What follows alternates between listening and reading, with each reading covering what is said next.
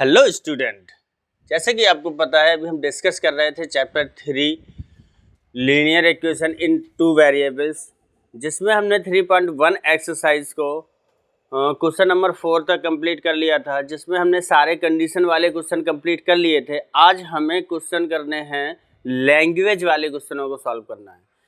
Plus language वाले question के साथ साथ आज हमें उन्हीं कंडीशन के अकॉर्डिंग इक्वेशन जनरेट करना भी सीखना है। यानी आज की वीडियो में हम ये दो चीज़ें सीखने वाले हैं। एक तो लैंग्वेज वाले क्वेश्चनों में पहले इक्वेशन जनरेट करना, उसके बाद उसको सॉल्व करना, और दूसरे में कंडीशन के अकॉर्डिंग इक्वेशन जनरेट करना। क्लियर? तो ये दो चीज़ें आप नहीं सीखने वाले हैं। अगर आप सीखना चाहते हैं तो लास्ट तक वीडियो को देखिएगा, कहीं मत जाइएगा, ताकि आप ये कंडीशन सीख सकें। चलिए हम चलते हैं क्वेश्चन नंबर 5 पर। क्वेश्चन नंबर 4 तक हम पहले कंप्लीट कर चुके हैं। क्वेश्चन नंबर 5 क्या बोल रहा है? Half of the parameter of a rectangle garden. ये लैंग्वेज वाला क्वेश्चन है। अब लैंग्वेज वाले क्वेश्चन के हम पहले कंडीशन को पढ़ेंगे, उसको रीड करने के बाद फिर हम उसकी कंडीशन के अकॉर्डिंग इक्वेशंस जनरेट करेंगे। बोल रहा है half of the parameter of rectangle garden whose length is 4 meter and breadth is 36 meter. Find the dimension of the garden. Length is 4 meter more than its breadth. उसकी length जो है वो breath से 4 meter मोर है। तो हमें क्या करना होगा? हमें दोनों लेंथ और ब्रेथ को लेट करना होगा। हमने ले लिया let the length of rectangle is equal x. हमने लेंथ को एक्स ले लिया है और ब्रेथ को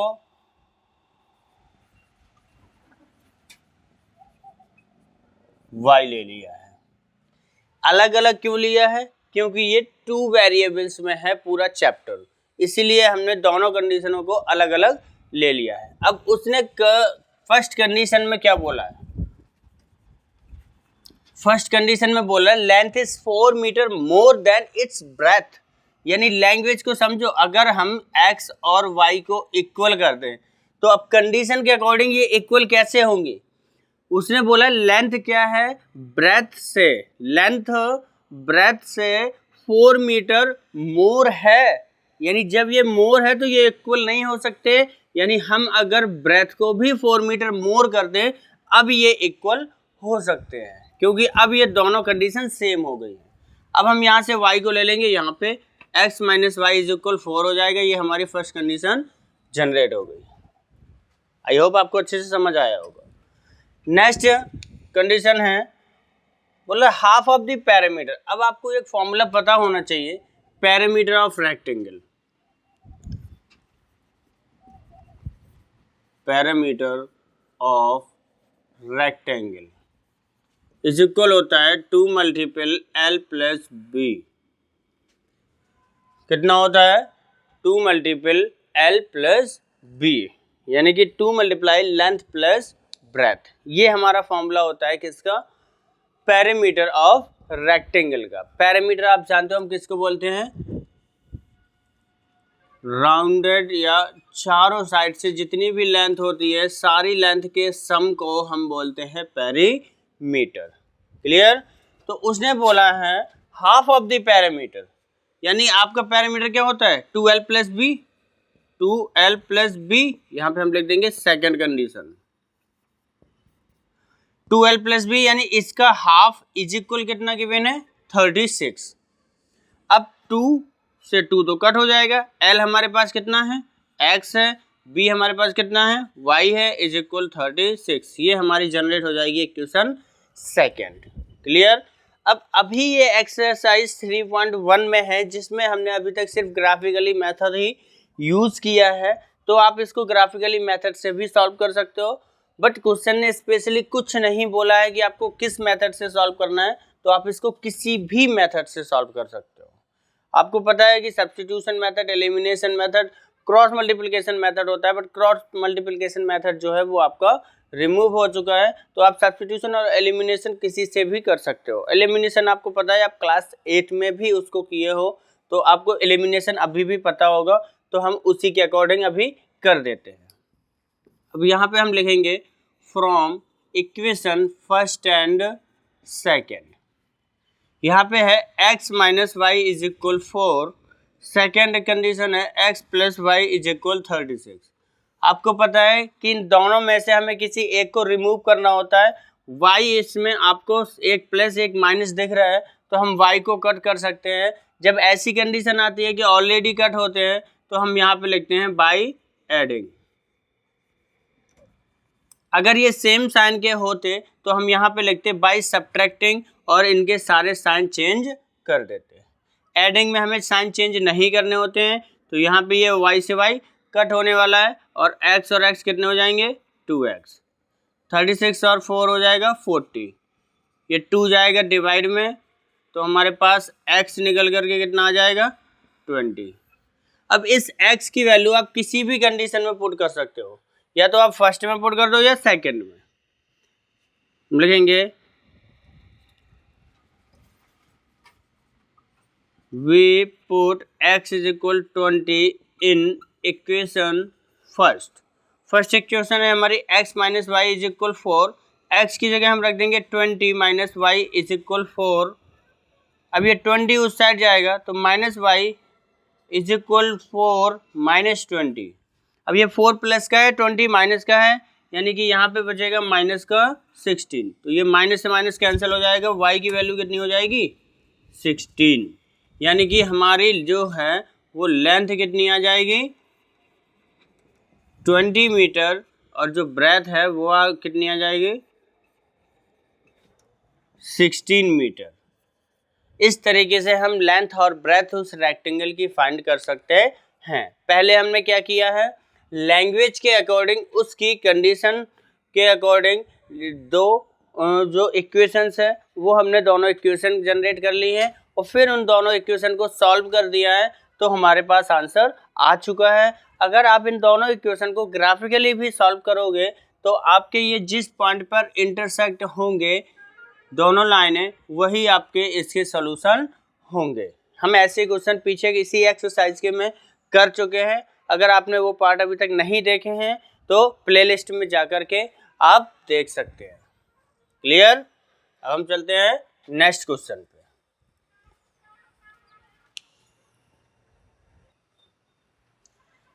नेक्स्ट क्वेश्चन है क्वेश्चन नंबर 6।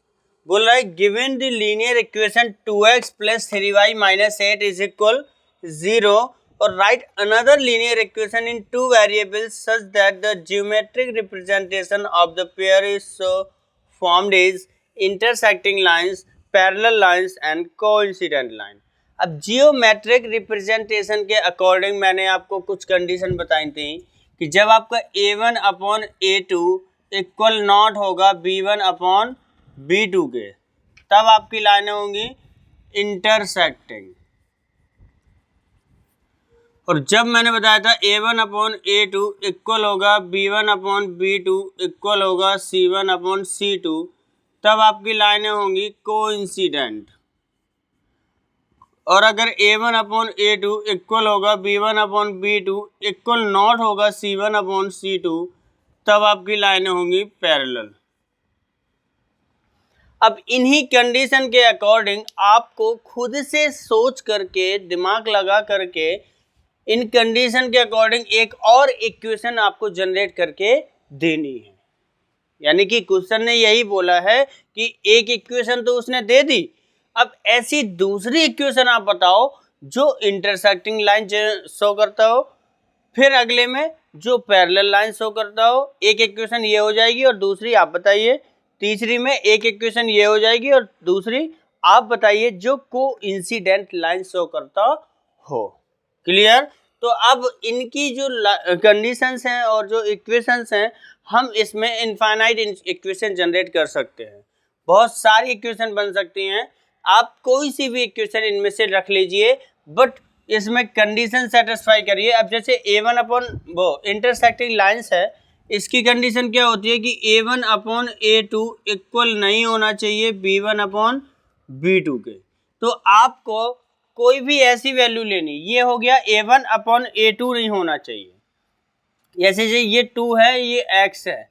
जब भी इस वाली कंडीशन बनानी हो तो आप इसको मतलब x वाला कोएफिशिएंट y को दे दें और y वाला कोएफिशिएंट x को दे दें, कोई प्रॉब्लम नहीं होगी। यानी कि आपका बन जाएगा 3x प्लस 2y माइनस, यहाँ पे भी कुछ और नंबर रख दीजिए, इज इक्वल 0। आप देख सकते हो a1 अपॉन a2 फाइंड करोगे तो कितना आएगा 2/3 और b1/b2 फाइंड करोगे तो कितना आएगा 3/2, जो कि इक्वल नहीं है। ये आपकी सेकेंड इक्वेशन जनरेट हो गई। अब ये नहीं है कि कंपलसरी कि आपको यही नंबर लेने हैं, आप कोई से भी ऐसे नंबर ले लें जिसमें a1/a2 इक्वल नॉट हो b1/b2। क्लियर। नेक्स्ट है पैरेलल लाइन। अब पैरेलल लाइन की कंडीशन क्या होती है कि a1/a2 equal b1/b2 equal not होना चाहिए c1/c2।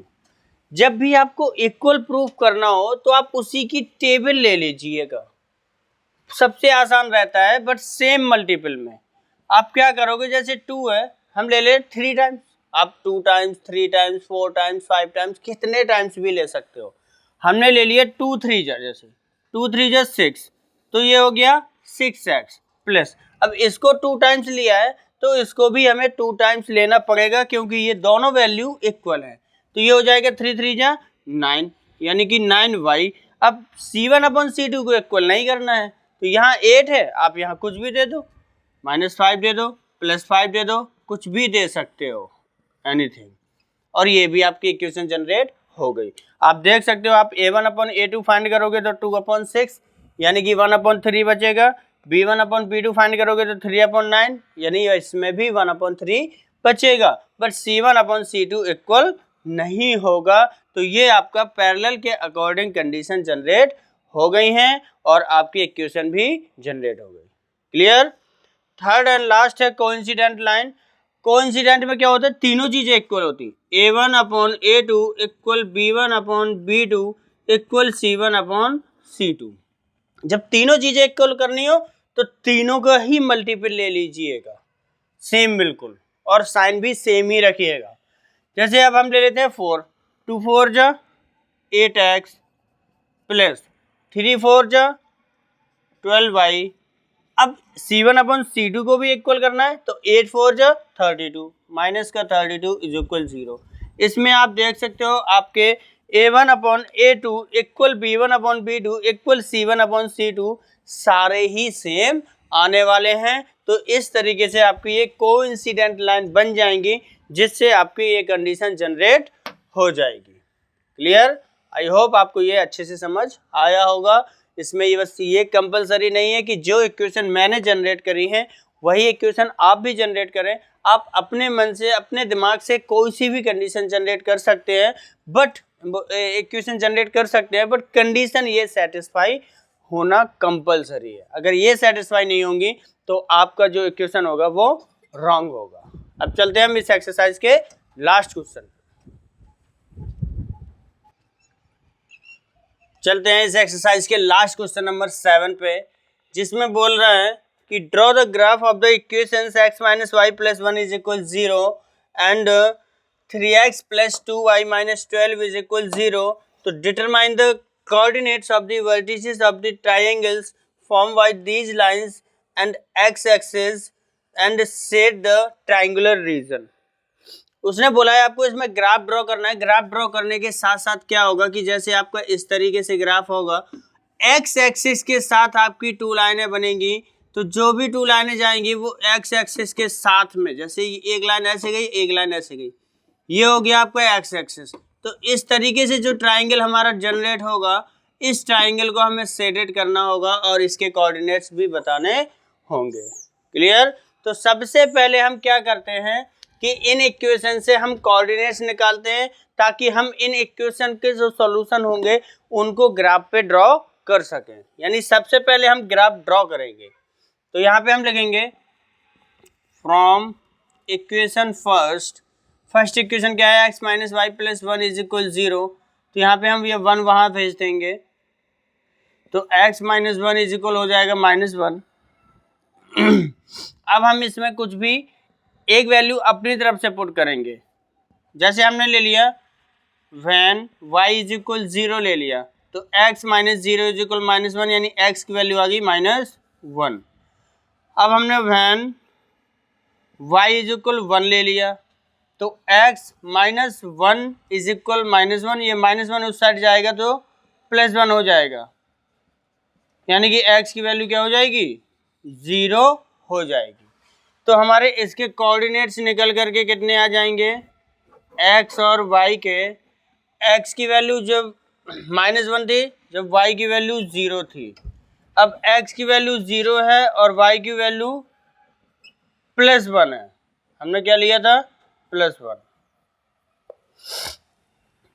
अब यहाँ पे करेंगे फ्रॉम इक्वेशन सेकेंड इक्वेशन है 3x + 2y - 12 इज इक्वल 0। तो 3x + 2y इज इक्वल 12 हो जाएगा। अब हम कोई सी भी वैल्यू ऐसी इसमें y की वैल्यू पुट करेंगे, जैसे हम 3 पुट करते हैं तो 2 3 से 6 माइनस हो गया 6 यानी 3 से डिवाइड हो जाएगा। तो y की वैल्यू ले लेंगे व्हेन y इज इक्वल 3। आप जितना हो सके उतनी वैल्यू कम लीजिएगा, जितने कम सॉल्यूशन आएंगे उतना ही आपको ग्राफ कम छोटा खींचना पड़ेगा। तो ये हो जाएगा 3x + 2 × 3 इज इक्वल 12, ये 2 3 जो हो जाएगा 6। अब ये 6 उस साइड जाएगा तो 3x इज इक्वल हो जाएगा 12 - 6 यानी 3x इज इक्वल 6 और x की वैल्यू हो जाएगी 6/3, तो x की वैल्यू आ जाएगी आपके पास 2। क्लियर। अब ऐसे ही हम दूसरी कंडीशन, अब y को हम 0 ही ले लेते हैं। व्हेन y इज इक्वल 0 तो ये 3x + 2 × 0 इज इक्वल 12 हो जाएगा और 3x इज इक्वल भी 12 हो जाएगा क्योंकि ये तो 0 होने वाला है। अब x इज इक्वल हो जाएगा 12/3, तो ये 3 4 से 12 कट हो जाएगा और x की वैल्यू कितनी आ जाएगी 4 आ जाएगी। ये हमारे पास दोनों की वैल्यू आ चुकी हैं। अब हमें इसका ग्राफ ड्रॉ करना है, तो चलिए ग्राफ ड्रॉ करते हैं। इसके हम पहले कोऑर्डिनेट्स लिख लेते हैं, x y। x की वैल्यू हमारी कितनी आई यहाँ पे 2 आई है और y हमने कितना लिया था 3 लिया था। यहाँ पे x की वैल्यू कितनी आई है 4 आई है और y हमने कितना लिया था 0 लिया था। क्लियर। अब हम इसके कोऑर्डिनेट्स ग्राफ पेपर पे ड्रॉ करेंगे ताकि हमें ट्राइंगल मिल जाए। हमारे माइनस में भी नंबर है, प्लस में भी है। 1 2 3 4 5 इनफ है, 5 से आगे कोई नंबर नहीं है। 1 2 3 4 5 -1 -2 -3 -4 -5 -1 -2 -3 -4 -5। ठीक है। अब फर्स्ट जो लाइन है हमारे फर्स्ट कोऑर्डिनेट है -1, 0, यानी कि x पे हमें चलना होगा। ये x एक्सिस है आपकी, ये x डैश, ये y एक्सिस है, ये y डैश, और यहाँ पे आपका होता है ओरिजिन 0, 0। तो x पे जाना है -1 यानी कि हम यहाँ पहुँच गए, y पे जाना 0 यानी हमें कहीं नहीं जाना। ये हो गया हमारा -1, 0। ठीक है। सर जो सेकंड पॉइंट है 0, x पे 0 जाना है और y पे 1 जाना है हमें, तो y पे हम 1 जाएंगे तो इधर पहुंच जाएंगे, यानी कि एक लाइन हमारी ये मिल जाएगी इस तरीके से। इस पे मैं अप्रॉक्स ड्रॉ कर रहा हूँ तो हो सकता है डिस्टर्ब आएंगे, बट आप जब एकदम मेजर करके एक्यूरेट ड्रॉ करोगे तो एकदम एक्यूरेट पॉइंट ही आने वाले हैं। तो ये हमारी लाइन कौन सी हो गई है, फर्स्ट वाली हो गई है x - y + 1 is equal 0। Second के कोऑर्डिनेट है x पे हमें चलना है 2 और y पे चलना है 3, तो जाएंगे हम इधर। ये लाइन भी लगभग इसी से जाएगी 2, 3 पे। ठीक है। फिर जाना है x पे हमें 4 जाना है और y पे 0, यानी कि ये लाइन जाएगी इस तरीके से। तो आप देख सकते हैं कि इस लाइन के थ्रू और इस लाइन के थ्रू, ये वाली लाइन कौन सी है दूसरी, 3x + 2y - 12 इज इक्वल 0। दोनों लाइनें x एक्सिस को कट कर रही हैं यहाँ पे, यानी कि आपका जो ट्राइंगल फॉर्म्ड हुआ है वो ये वाला ट्राइंगल फॉर्म हुआ है। आप इसको कोई भी नेम दे सकते हैं, ए बी एंड सी। इसके कोऑर्डिनेट्स हो गए -1, 0, बी के कोऑर्डिनेट्स हो गए 2, 3 एंड सी के कोऑर्डिनेट्स हो गए 4, 0। क्लियर ना? तो आप यहाँ पे लिख सकते हो triangle ABC formed and its coordinates are, ए के कितने आए हमारे -1, 0 और बी के कितने आए हमारे 2, 3 और सी के आए 4, 0। ये हमारे कोऑर्डिनेट्स आ चुके हैं। क्वेश्चन ने हमसे इतना ही करने को बोला था कि determine the coordinates of the vertices of the triangle. Triangle के वर्टिसेस के हमें कोऑर्डिनेट्स फाइंड करने थे, सो वो हमने फाइंड कर दिए।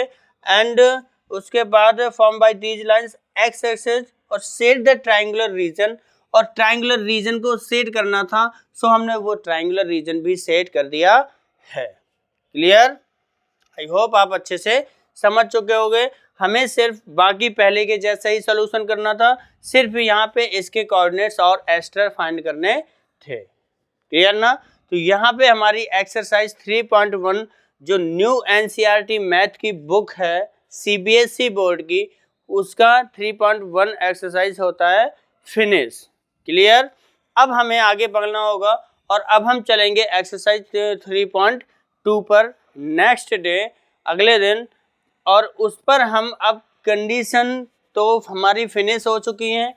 अब हमें वहाँ पे सॉल्यूशन को सीखना होगा। हम एक सॉल्यूशन ग्राफिकली सीख चुके हैं।